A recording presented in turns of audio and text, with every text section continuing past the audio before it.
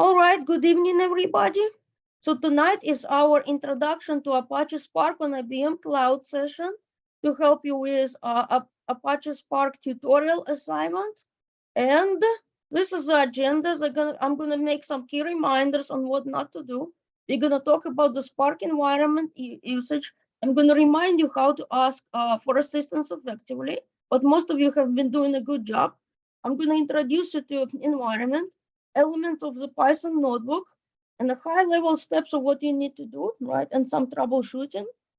And well, no, that's too early. That's gonna be next time. You're gonna get answers to ungraded exercises on the next session. Okay, that's too early. But there's gonna be some hints, okay? Now, how to ask for assistance effectively. You need to, first of all, when you submit the cases, make sure you select the correct case type. Please do not call UMGC help desk. They don't know what your assignment is. You need to use a Salesforce form in the classroom. You need to explain what you're trying to do and what you expect to get and what's the result.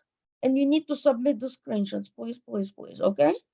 Another thing is that, yes, I'm aware that IBM made some changes, but in order to update the instructions, there have to be some cases, right?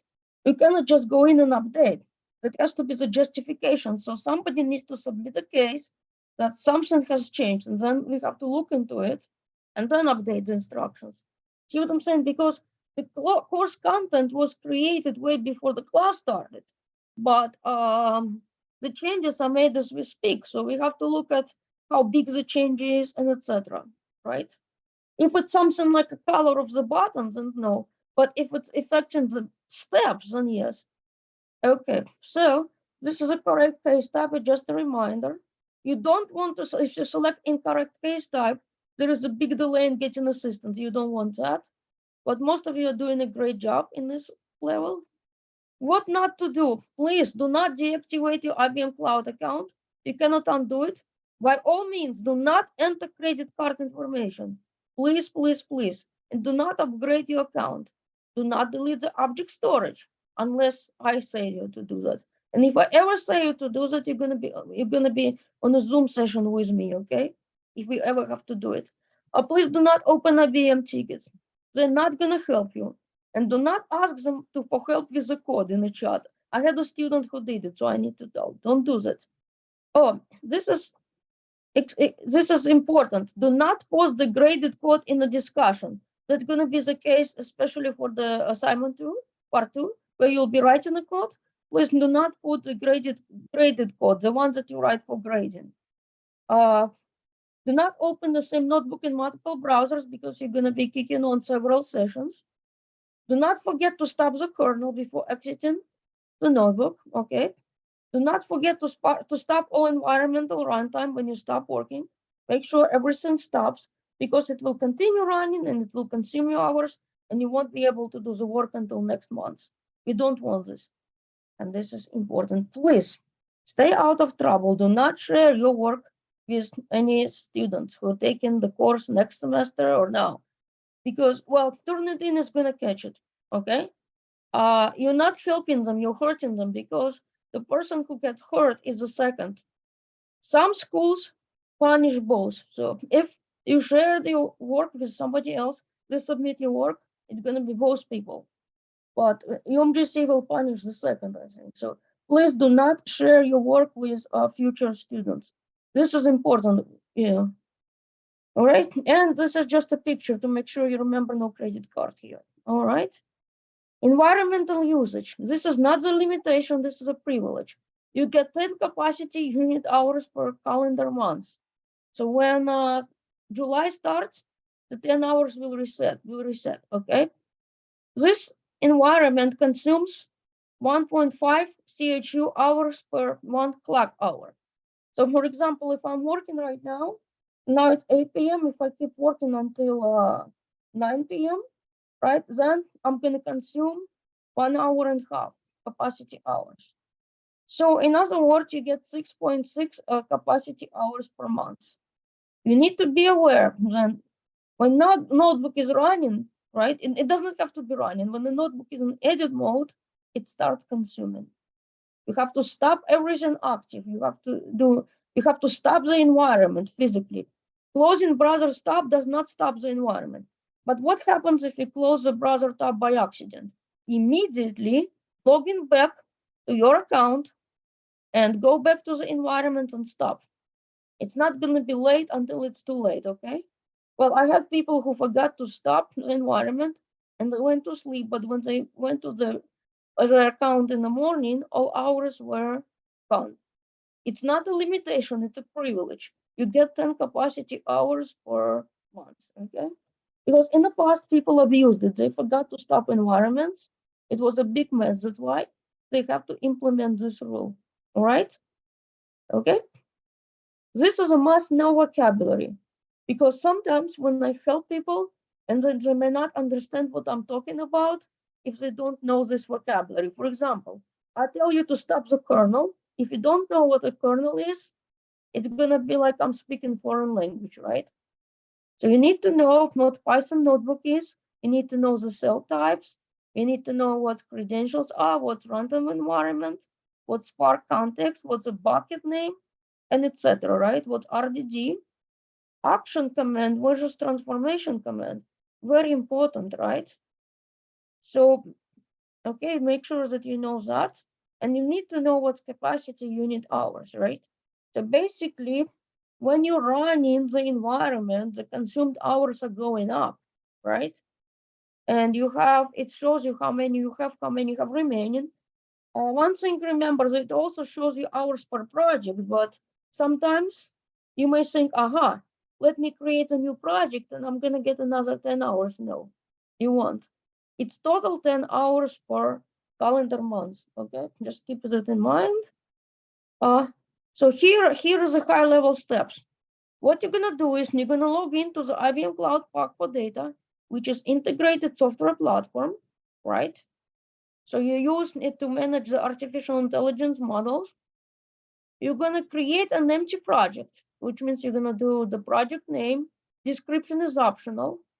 And if this is, well, this is no longer the case. You don't need to create an object storage anymore. It's going to use the default one. But still, if it is a first time, you have to turn on the storage delegation. Good news, you need to do it only once, okay? You don't need to worry about it for assignment 2. This needs to be turned on only once. So what it does, it allows you saving the project's data and the notebooks into the object storage bucket, all right? Then you need to add data to the project and then you add and run the notebook. There have been some changes to how you add data, right? And I'll show you. Okay, well, adding data, let's actually do this. Let's start a brand new project. So here, this is my Cloud Pack for Data, right? Well, this is a home page. There are multiple ways to get to that screen. I can go here and I can click here on project. Oh, wait, skip tour for now. I can go here, I can do projects, view all projects, and then I can create new project from here. All right, so I'm going to create a new project. And you're going to do create empty project, right? Create empty project. Then you're going to enter the project name. And what's going to be the project name? Let's do this. I'm going to say June Spark demo, right? I just can do this. Well, take a look at this. What's happening? This is an object storage. That's a location where my files that I put in that project will be stored, right? There is an object storage and there is a bucket. The separate bucket will be allocated per project, okay? So now what I'm gonna do, I'm gonna say create in here, right? Spark demo create. Well, what is gonna happen? It's gonna create a new project. It takes a little bit of time. Okay. Okay, so here is a project. Now what I see. Okay, so let's see. Yes, that's a correct login place. Data platform ibmcloud.com. Yes, that's a correct. So basically, okay, what you have is that you have an IBM cloud, right? So that's a big cloud. And Cloud Pack for Data, it's a platform. So you log into the platform directly. That's what I'm doing right now. And I already logged in, right? So this is a new project that I just created. This is resource usage within the project. That's not total resource usage by months, okay? Be careful here. Creating a new project does not reset the consumed hours to 0, okay? Well, here are the assets. This tells you what you currently have in your project. Assets could be data, notebooks, and more, right? Manage. Well, in here, this is the bucket name. You can get the bucket name from here. See that? Object storage bucket name. It's a storage location that is used to store data you put in this project. Okay? Well, yes, yes. Okay. No resources. Yes, we're gonna look at this.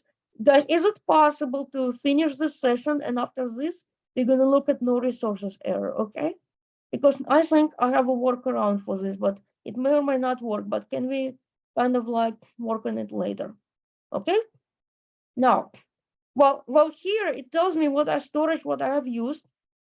Okay, bucket name, this is going to be important because there is a part in the code where you need to update the bucket name. You can get it here, or you can also get it from the credentials code, and I'll show you where that is.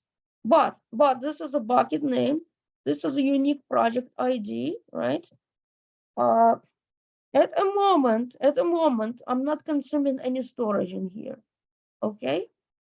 Well, this is environment. If I have anything running right now, it would be listed here. If I have anything running in here, then you would have to stop, and I'll show you, okay? This is just how much resources you have used within this project. Again, creating a new project does not reset your hours to 0, okay? Now what I'm gonna do, I'm gonna go back to assets page.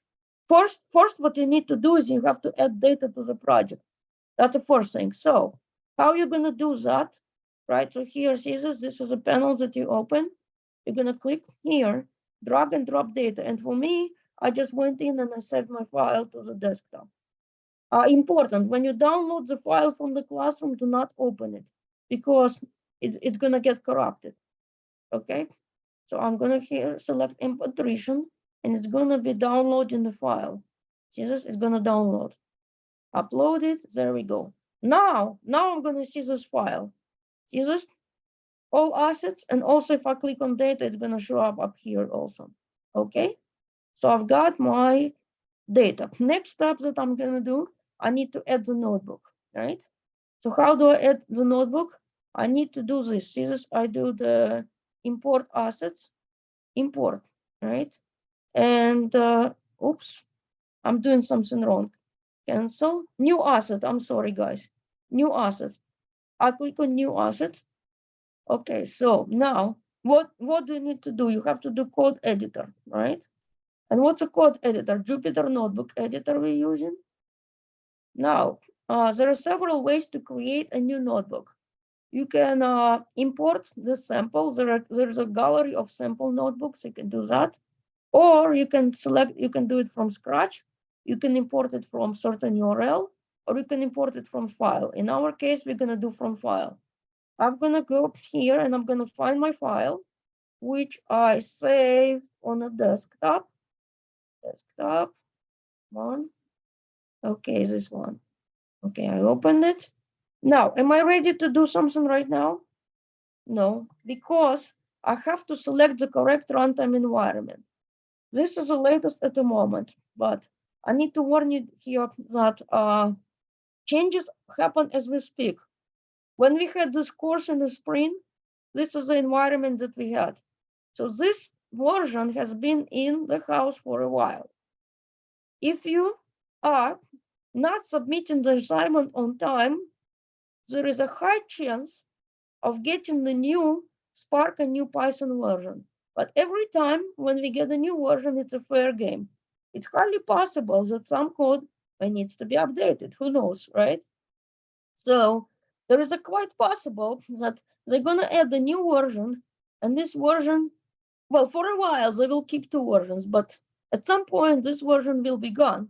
So if you wait too long to submit the work, okay, then you will be faced with the new version and maybe the need to figure out the changes, if anything needed, okay? Now, well, this is just a limit on the file size. We don't need to worry about it, right? Here, scissors, it says it consumes 1.5 capacity unit per hour, okay? This just gets inherited from the file name, but this is editable if you have to. Now I'm ready, I'm gonna hit create, but I need to be super careful right now because when I hit create, it's gonna do what? It's gonna start my environment, right? And it consumes the hours. So now I'm gonna do create, and I don't want to be the TA who wastes all hours, right? Now it starts in the environment. Do you see this? It shows which environment it starts in, right? And it in capacity hours that it consumes. Okay. And I'll show you what you need to do. Okay. Well, because see, the thing is, there are some examples in here, and you need to study this example, but you don't need to have a notebook in the edit mode while you're studying the examples, right? So that's why I'm saying, I'm telling you to run this code twice, because first you want to get the output from examples to study, okay? Now, so you see this, well, it says not trusted, but I don't think it matters. This is the environment that you currently use. See this, the Python notebook consists of cells. What is this? This is a markdown cell. Markdown cell has some headings, descriptions. This is a not executable cell, and it has table of contents. In the next session, I'm going to show you a little bit more about table of contents, okay, what it is and how to create it. Okay, well, so, well, you have to do is you scroll here. Well, this part is to catch the cheaters. You know, the notebook will return the time when you run it. So that way you don't submit the work that somebody submitted last semester, right? It's asking you to output the date. When you run the notebook, it's going to show the date, right? So, well, what you have to do is you have to load data, but there is a big change from last semester. If you notice that it does not show the data you have in this project. So what you have to do is this. Pay attention, this is an extra step, and this is in updated instructions that you're gonna get. Well, take a look at this. You're gonna click on the code snippet, right? And the code snippet is gonna call read data, right?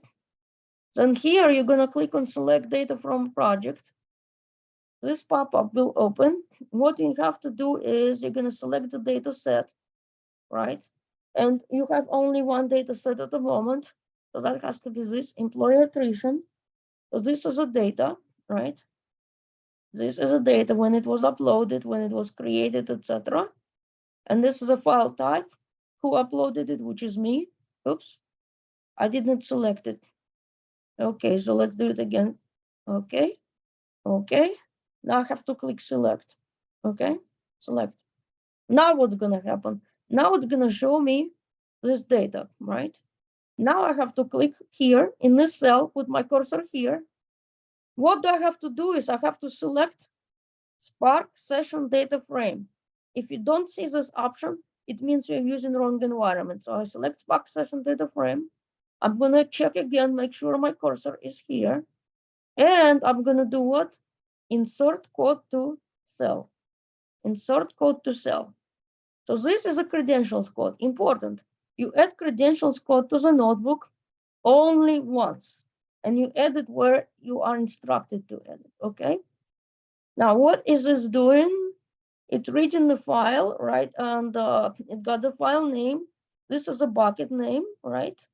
There is one line of code that you need to add in here. And I usually like to copy and paste it. So let's see. I like to copy and paste that line of code, but it's this one, enforce schema.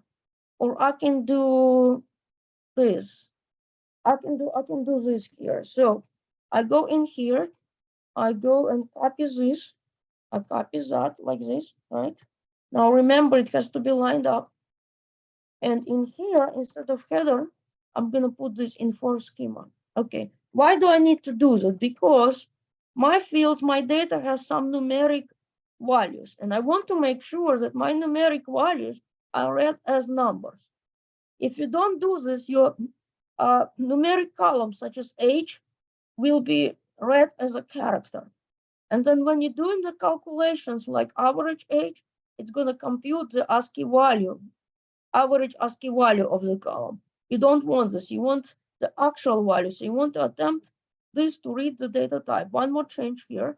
You have to change this name to 1 because this is what it is called. This is called df data underscore df underscore data underscore 1. This is what the name in the rest of the code. Okay, you have to call it like this. Okay, this is what you have to call this. Or another option is to change the rest of the code, which you don't want to do, right? Now what you have to do is you need to take the bucket name. Important, this is going to be your bucket name, not my bucket name from this demo, not my bucket name from instructions. But this is your bucket name. I also showed you another location where you can get it. And you're going to go in here. You're going to change this word bucket to this bucket name, right? So you've got that. Now what you're going to do, you're going to run the entire notebook. I'm not going to do your homework, but I'm just trying to show you what you're going to do. You're going to put this cursor at the top and you're going to run this. There is a way to run all cells. See, you go to select this cell and you do run cells. It's going to be faster. After that, right, so it's going to be done. Suppose that I ran it, it's done. What you need to do is you go to kernel, you go to stop kernel, right? So it's in here, I think, file stop kernel, okay? You're gonna stop the kernel, totally stop. Okay, it stopped, shut down. Well, when I do this, nothing should run, right?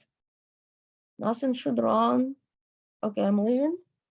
Now, I'm going here, this is my notebook. At the moment, the notebook is locked. How do I unlock it?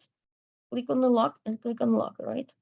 Now, we're gonna go to the resources, manage resources. You want to make sure that nothing in this project is running at the moment. There is nothing, right? Environments, nothing is running at the moment. If it does, what are you gonna do? You're gonna stop it, okay? Now, well, here, it's just the general. See this? Now I'm using the storage. This is a file size. Well, okay, now I need to be able to look at the output, right, from examples. This is what I'm gonna do. See this is your notebook. What you can do is you're gonna click on view. When you open the notebook in the view mode, you're not consuming the capacity hours. And what you'll do is you're gonna study the output from these examples. Okay? Because in order to do those exercises, you need to understand what examples do. Like in here, well, sometimes it's given you, it's running the describe function for the department, right? You are asked to do, well, it's doing something for one column. You're asked to do the same analysis on a different column, something like that, okay?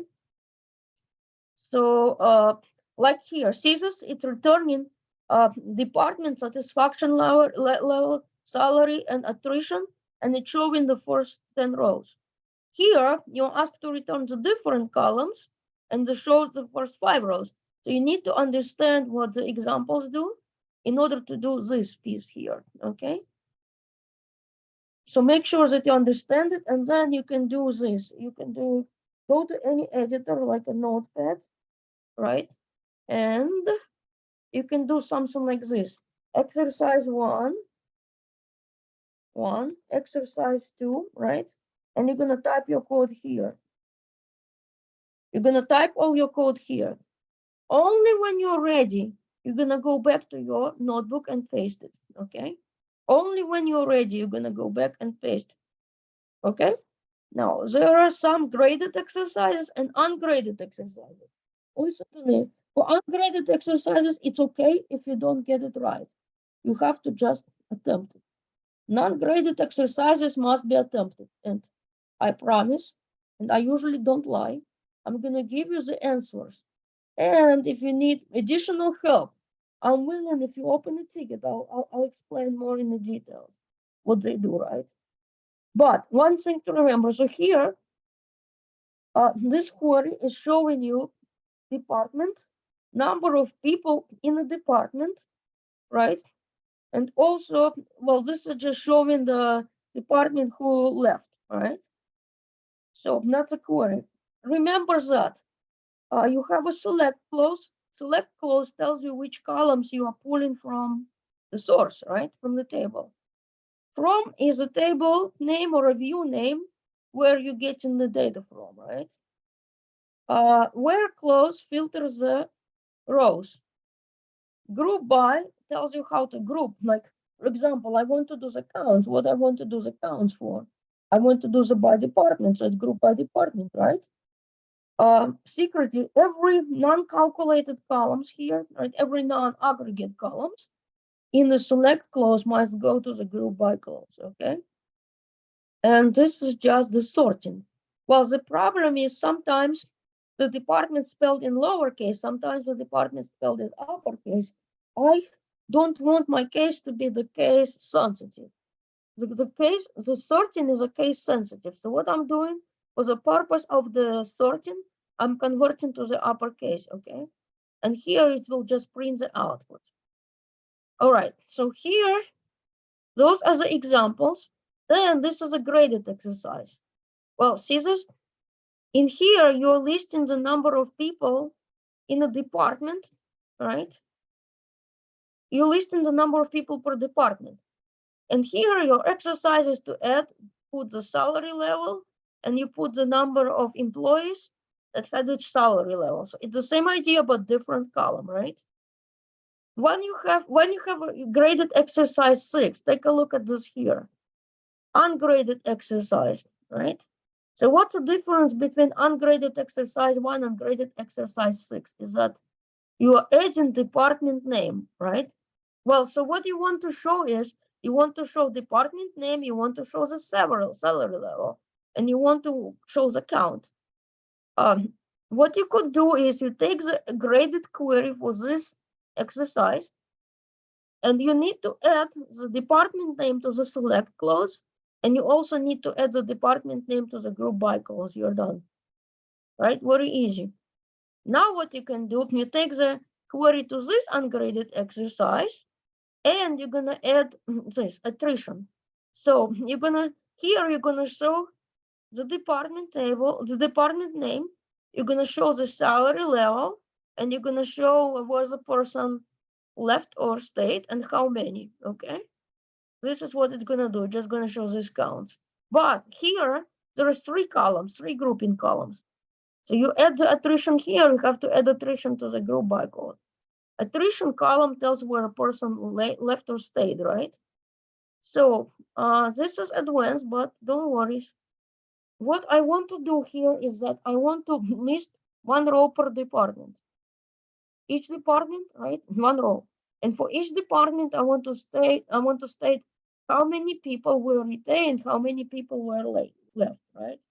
You might be thinking, how do I do this? Where do I get this information? Well, it's very easy. I'll show you what. Because look, attrition column here, if you look at the description, if the employee left, the value of attrition is what? 1. So what you can do is you take a sum of that column. The sum of that column is going to tell you how many people left, right? So the sum is going to tell you how many people left, right? So you know that. How do you get the number of people retained? That's going to be the total number of people in the department minus number of people who left, right? And you can use more than 1 aggregate function here. But here, what you will do is you have to take the sum to get the number of retained employees, okay? And to get the number of left employees. Number of retained employees is the number of total employees. Number of left employees is, remember this, the total number of employees is the sum of employees who left and employees who retained, right? So if we know one, we know the other, okay? When you're ready, just paste here. If you don't get this ungraded exercises correctly, that's fine because they have to be attempted. Basically, what it means, ungraded means that your answer can be wrong to get credit, but you need to attempt to get credit. Initially, at some point, this was a graded exercise. The query, this was a graded exercise in here. But then some people struggled with the query. So I thought, okay, well, maybe let's do this as an ungraded this time and give people a chance to practice. But later in another assignment, something like this is going to show as graded. Okay, just heads up. Okay. Well, okay, suppose that you edited, you have the code ready. What you're going to do now is, this is a notebook. It's open in the view mode. In order to edit the notebook, I need to switch back to the edit mode. Now what you have to do is you have to rerun everything. The whole notebook, please rerun everything. So I'll show you. Probably what you put in the credential and bucket name should have be saved the same, right? So what you're gonna do now is you're gonna do restart and clear output. You want to clear all output, okay? Okay, I'm done. I'm gonna restart and clear output and I'm gonna wait for it. Well, after that, I'm gonna do again. I'm gonna run my notebook again. I'm not gonna do your homework, but you're gonna run all the cells again, and you're gonna get the output. Okay? Well, okay. You have to run everything because, well, first of all, one of the grading criteria is that all code must be run and return correct result. If the code doesn't return correct result, it means that, well, you either did not run all cells or you may have forgotten. The most common mistake is this here. People forget to put this in for schema true. You must have this because when they calculate the average age, when they calculate the statistics for age, then average becomes small. Average, the maximum becomes smaller than the average, something like that. Or minimum age becomes greater than the maximum. Because what it's doing is that if you read this data type incorrectly, it's going to do computations on the ASCII values, not on the actual age values, okay? You have to be really careful to add this. Otherwise, your result is going to be wrong, okay? Well, make sure that you have this line. Now, I need to make sure that I stop this environment before I'm done talking. So suppose that I forget to shut the kernel. What I'm going to do right now? Well, I did not, still not late. I'm going to go to manage and I'm going to go to my environment and I'm going to do the stop. I'm going to click here, stop and stop. Okay, I'm stopping it. I have to save my resources. We have another session this month, right?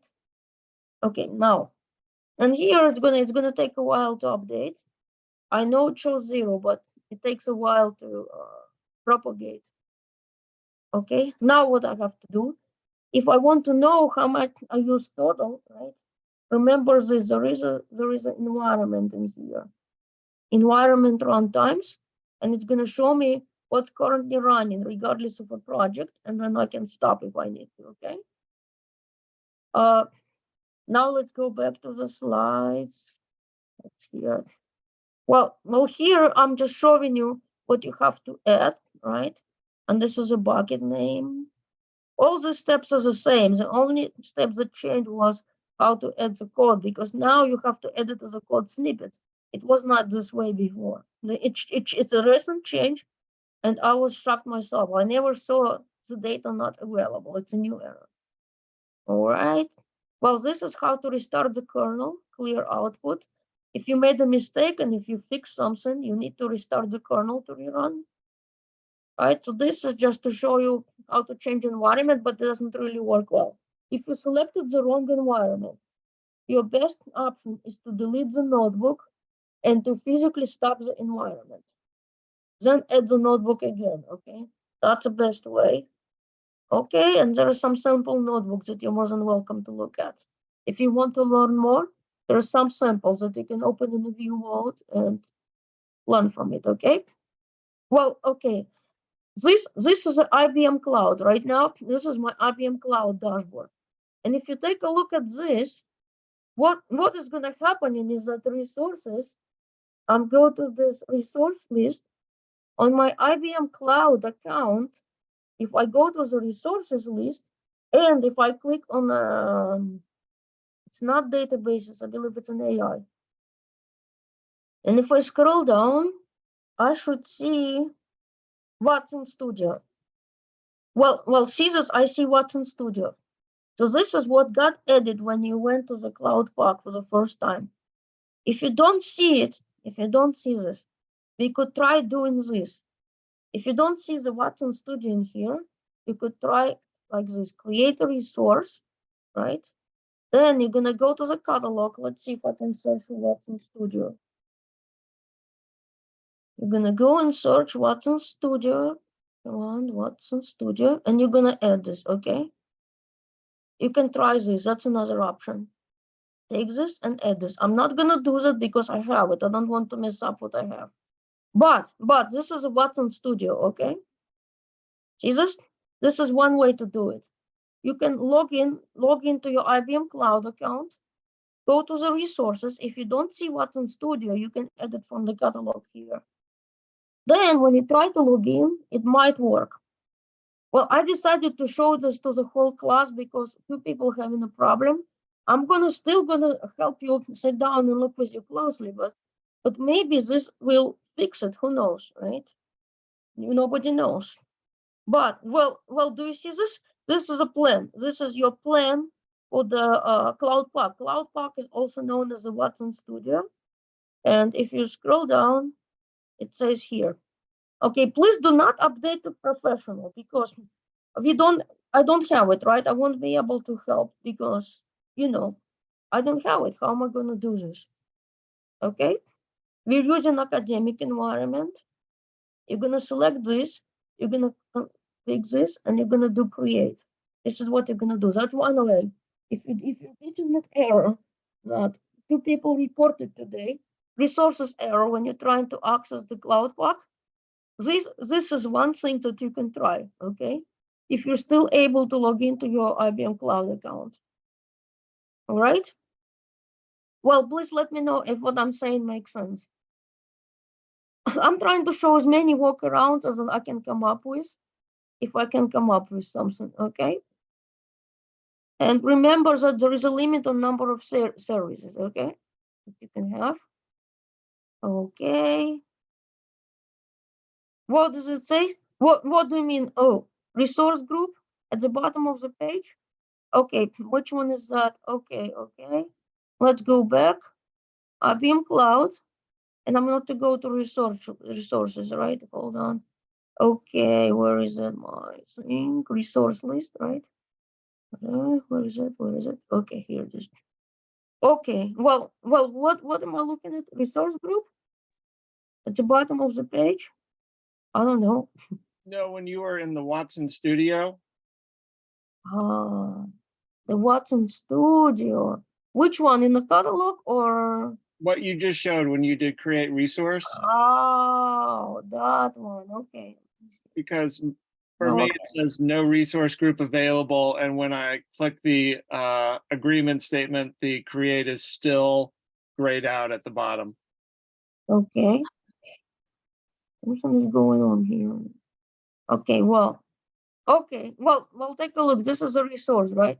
I'm gonna try it again. I'm gonna go create resource. But you can only create one copy of the service. Okay, so I'm gonna go Watson. Okay. Watson Studio. Oops, Watson Studio. Watson's. No. My fault. I typed wrong. Oh, come on. Watson Studio, right?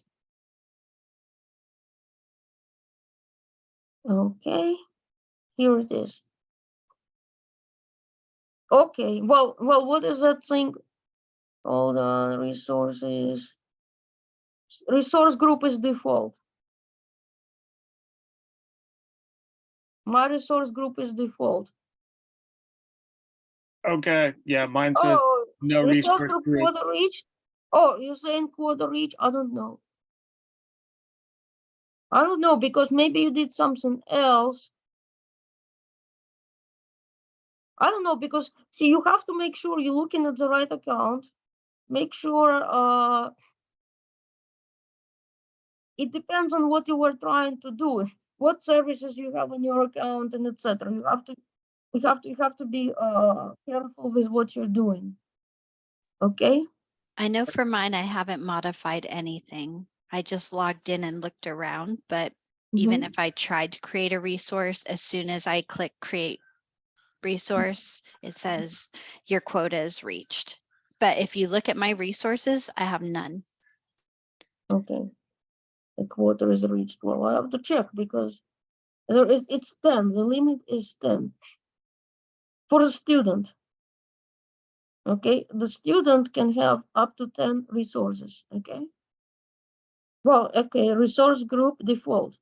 I don't know why. See, this just says how you want resources to organize in your account, and you can look it up, the definition of this. Access management tabs. Okay. Well, this is a service name, okay? Well, we have to look if you have the service added and etc. So that's that. Then you have to look, I would have to look at your account. So this is my account. I'm gonna look at my profile just in case. Well, if something is not working, we need to compare to something that is working, right? Oh no, that's action sessions. No, that's not it. I was trying to check something else. No, not that.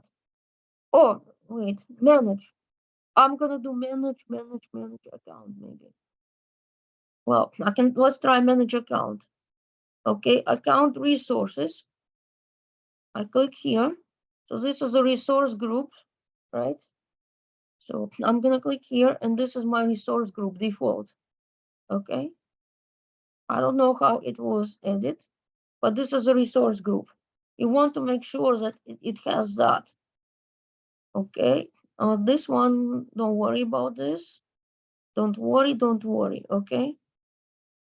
You want to make sure that this guy is saved, set. Okay. Well, okay. Account setting. Well, it should show how many days you have in the trial, and it should be 208, right? Right now, everybody has through end of the calendar year. All right. So that's the feature code, right? I'm just looking at what is available in here. That's all. That's other settings. This is location. Make sure that you also selected Dallas for the location. Right? Where are you located? I don't know. If you are in the East Coast, then you need to select Dallas. Okay. Now, no, that's not it. Can you go back to account settings, please? Okay. Which one in? Where it showed your account type is free and days remaining in trial. Oh, okay. Yes. Okay, so if you scroll down just a little bit. Mhm. All right, so where it says subscriptions and feature codes, Mhm. I don't have anything in there. I'm just trying to figure out how you got that code applied. That was your assignment, part of your assignment. One, you have to apply the code and submit the screenshot. Okay, so that's the code from the screenshot page.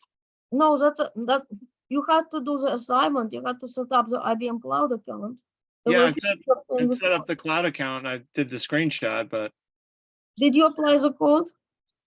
well, apparently not, if that's what it's asking. You had to apply the code. That was your first assignment. Your first assignment for this course, you had to create an IBM Cloud account and apply the code, and then you had to submit the screenshot that shows account type trial, and this is the number of days remaining in the trial. Have you done that? If not, you better do it soon, because the instructions have the steps to get the feature code, and you need to apply the code. Before you can do this assignment, you must apply the code.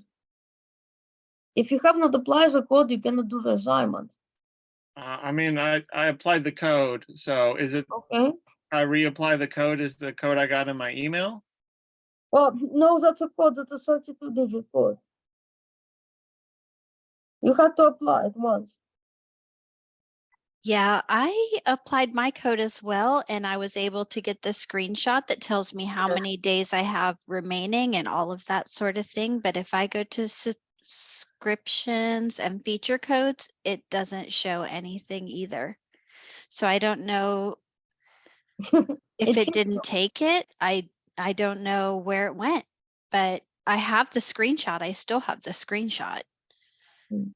Okay, I don't know that. Hmm. Okay, everybody else, could you do me a favor? Could you go to your IBM Cloud account and see if you see the code like this? I don't know if they made the change to hide this code because maybe some people, I'm thinking it's quite possible that some people try to crack it to reuse the code. What IBM is doing is this: one account per person for calendar year. Okay, you cannot have two accounts anymore.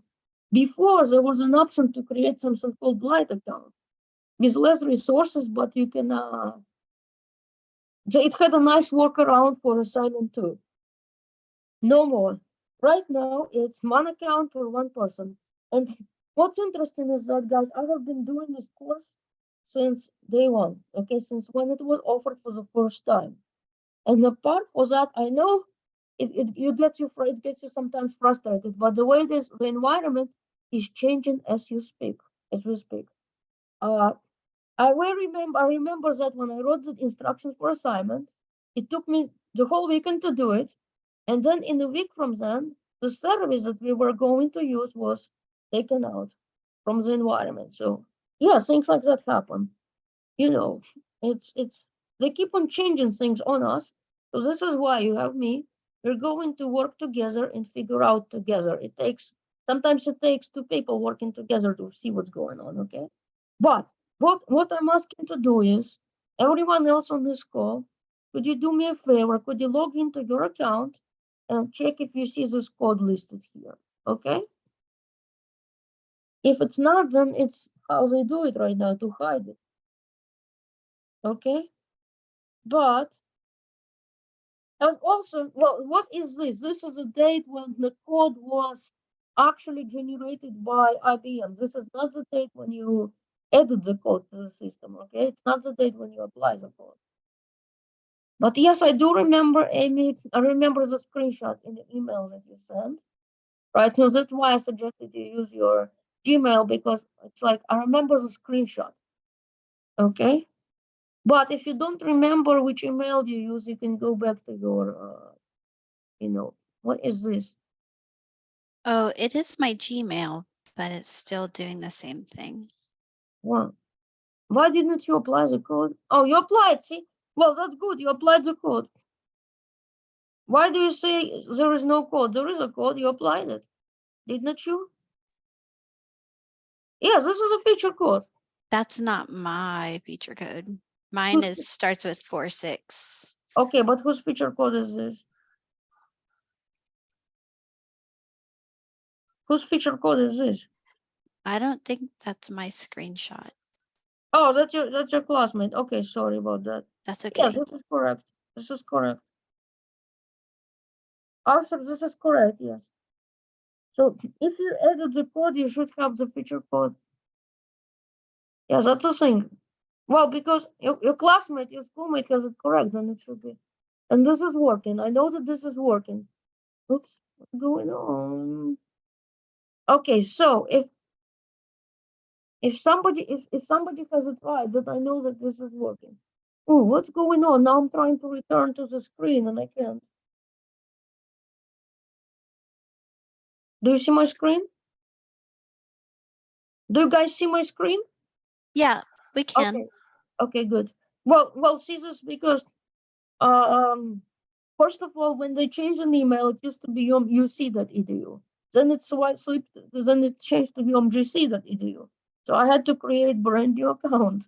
Yes, because the email is different. So that was a code for the first year on this account, and that was a code for the next year. Okay. But the thing is, if you apply the code correctly, it should show the code.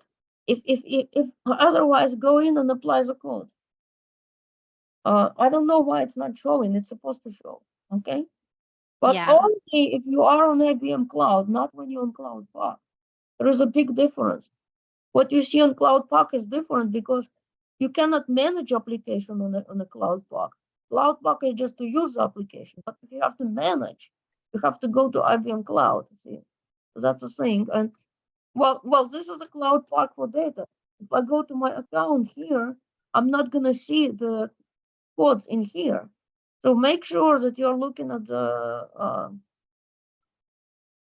So if I try to apply the code there, it says server error. Try again or contact IBM Cloud Support. but is it the account that you were able to log in and took a screenshot? Yes. My IBM test 650@gmail.com. And it worked, okay, right? Interesting. Well, but you get only one code. You cannot get another code, so you have to look at it.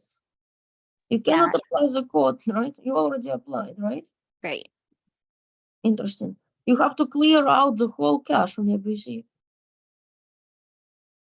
Oh, yes, I've done that many times since I started.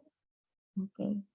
Well, but see, this like, if this is the Cloud Park, and in here it just well, resource group is a default. Do you have what in email? What do you mean an email title? I'm confused right now, Andy. What do you mean an email title? I'm getting confused. I was just asking Arthur what the title of the email was that he received his confirmation code, so I could try to. Well, okay. I see. I'll have to search. Oh, you mean the confirmation for what? I'm confused right now because in order to get the code, you have to follow the instructions in here. So that's a course content. I'm going to go. I'm logged in as a U, right? I proxied as a learner, if you will. Okay. Now what I'm gonna go? I'm gonna go to the no, not hands-on resources. It's not here. Where is it? Course content. Course content. Oh, yeah. I'm gonna go to the course content and I'm gonna see, do you see this academic account? Then there are instructions in here, right? The first step that you have to do is to get the code. And you go into the academic initiative account. You're gonna go to this side and get the code from this side. Well, do you see that? You have to get the code, and it's a code that's gonna look like, let's see. It's gonna look, keep going. It's gonna look like this. It's a long code like this. Sometimes I call it promo code, sometimes I call the feature code. This is what you have to apply. Until you apply this, that's it. Yeah, this is my UMGC email, yes. Yeah. Well, because the only difference is that your email is student.umgc.edu and my email is umgc.edu. That's the only difference, okay? Your is a student account, is a faculty account, okay? Well, that's the only difference. Another thing is that I would have to look at your resources. The limit is 10, I think, for the student. But well, but you were supposed to get the feature code for the first assignment, right? If not, then I'll have to check with Professor Ozan, who has not submitted the assignment. And, you know, because that's the purpose of that assignment, not just the grade, not just pass fail, but you have to have the account up and running for now, for the assignment now, okay? Well, so here you get the code, you create an account, and then you apply the code. That's it, you know. You had to apply the code. You have a screenshot of the feature code? Well, but the thing is, you had to apply that feature code. But it won't I did that when I created the account with my IBM test, and that's when I sent you the screenshot that everything Okay. was set up. Then But why for don't some you use it? reason, it's not showing now in my account. How do you log it in? What account are you using to log in? The IBM test 650 at gmail.com. Okay, where are you logging in? IBM Cloud or Cloud Pub? If I'm at cloud.ibm.com, Okay. Well, I don't know. I can show you all of it after if you want. Oh, okay, sure, but you did not upgrade to paid option, did you? No, I did not. Because when you do that, you cannot undo. Okay. No, no. Okay. Well, I know two people have a problem. Are there any other questions besides this issue? Anything else? Well, and I was telling you that Amy earlier, but this is what some students missed here. On your quiz, some questions require selecting two answers. If the question has two answers, it will say select two answers, okay? If it says to select two answers and you're selecting only one, your answer is wrong. You're gonna get 0 credit because you're not following instructions for that question, okay? If it does not say to select two answers, then there is only one answer. It's just something for you to keep in mind.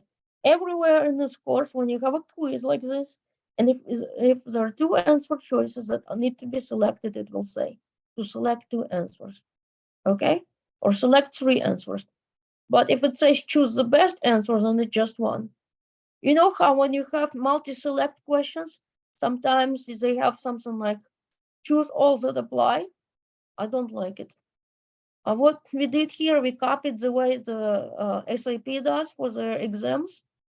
They do, if there are two answer choices that need to be selected, they just say it, select two answers, right? They give a list of answer choices and they tell you, select two answers, select 3 answers. If they don't tell how many, then it's just one.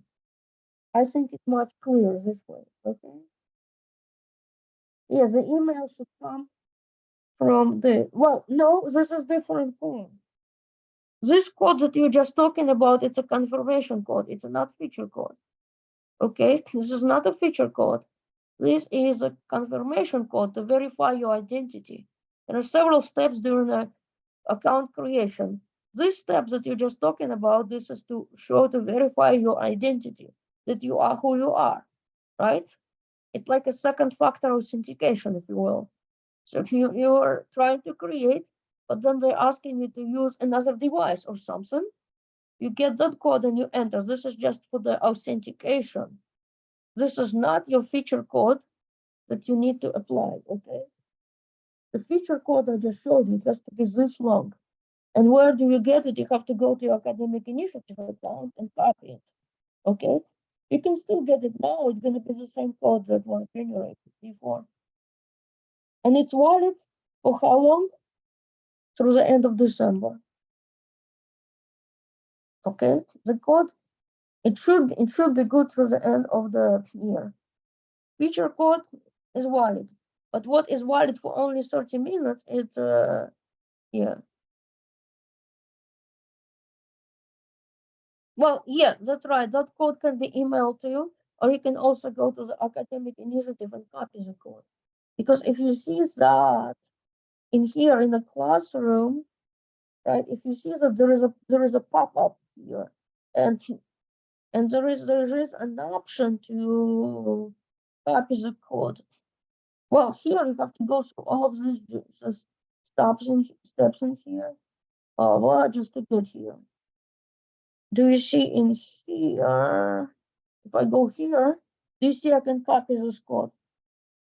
This is a code that you have to enter. Okay. Well, make sure that you have this account set up correctly. Then we're gonna do this. Okay. People, do you have questions? Well, because what I'll have to do is, with you, Amy, I need to set up another session.